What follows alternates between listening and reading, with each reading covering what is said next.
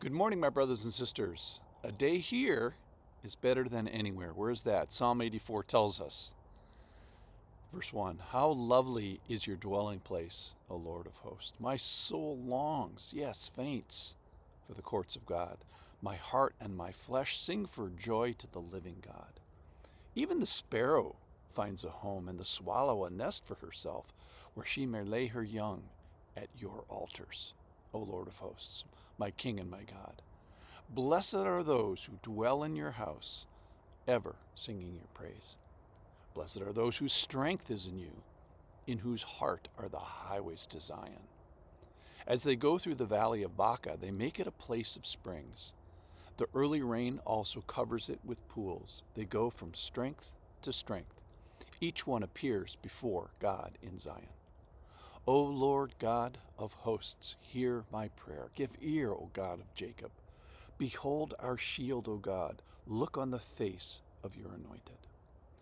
Verse 10, for a day in your courts is better than 1,000 elsewhere. Here's a great verse. I would rather be a doorkeeper in the house of my God than dwell in the tents of wickedness. For the Lord God is a sun and a shield. The Lord bestows favor and honor. No good thing does he withhold from those who walk uprightly. O Lord of hosts, blessed is the one who trusts in you. So let's talk about kind of 3 Ps today: the place, the person, and uh, the passion that this person has for the Lord. So this place is this house of God, the presence of God. And the psalm kind of asks us, do we have the same fondness for the presence in this particular place? Now, ultimately, the psalm is looking for the person of God. I'm trusting in you. I'm seeking you. Even the sparrow finds a home in your spiritual place. A day in your courts is better than 1,000 elsewhere.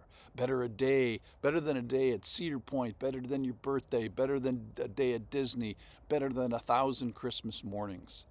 I'd rather be the least person in the presence of you than anywhere else. And what about the people along with you? So here's a teaching point. If you really want to do what this psalm cries out for, which is to dwell in the house of the Lord, dwell with the person of the Lord, well, then you probably should have a heart for the house and also for the heart for the others that he's invited into that house. So the heart that seeks the courts of God, and by extension seeks the presence of God himself, also seeks the other knuckleheads that he's invited into those courts. So there should be no relative daylight between the pursuit of the place of God and, by extension, the person of God, and by extension, the pursuit of the people of the family of God. And how do we do that? In fellowship and service. Let me just talk about service just for a second. So service in the house of God. Where do you serve? Should have an answer for that question. So do we need doorkeepers in the house of the Lord? Absolutely. Anywhere, make a difference.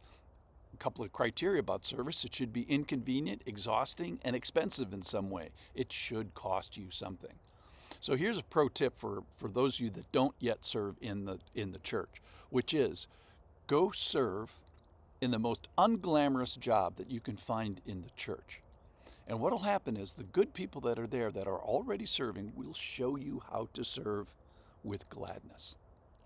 So a prayer for us is to make our heart bigger for the house of the Lord, and secondarily for others of his family that are similarly seeking the house of the Lord, and evangelically also seeking those future dwellers of the house of the Lord. All right, so passion. The psalmist here has this great passion.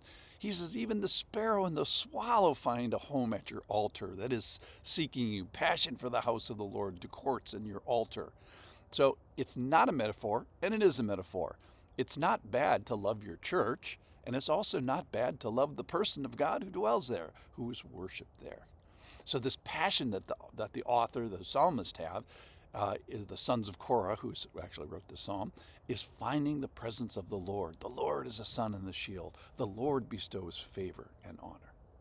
All right, I'm going to edit. I'm going to conclude today by reading the psalm, or reading parts of the psalm one more time, and I'm going to edit just a little bit so I can just repeat some of the things that I think are highlights.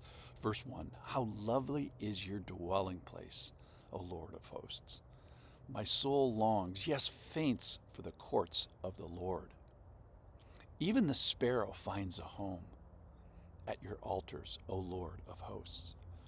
Blessed are those who dwell in your house, ever singing your praise. Blessed are those whose strength is in you, in whose heart are the highways to Zion.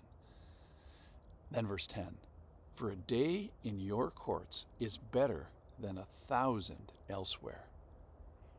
I would rather be a doorkeeper in the house of my God than dwell in the tents of wickedness. And then finally, verse 12, O Lord of hosts, blessed is the one who trusts in you. So today, in Psalm 84, we find a day here in the courts of God is better than anywhere. Thanks for listening.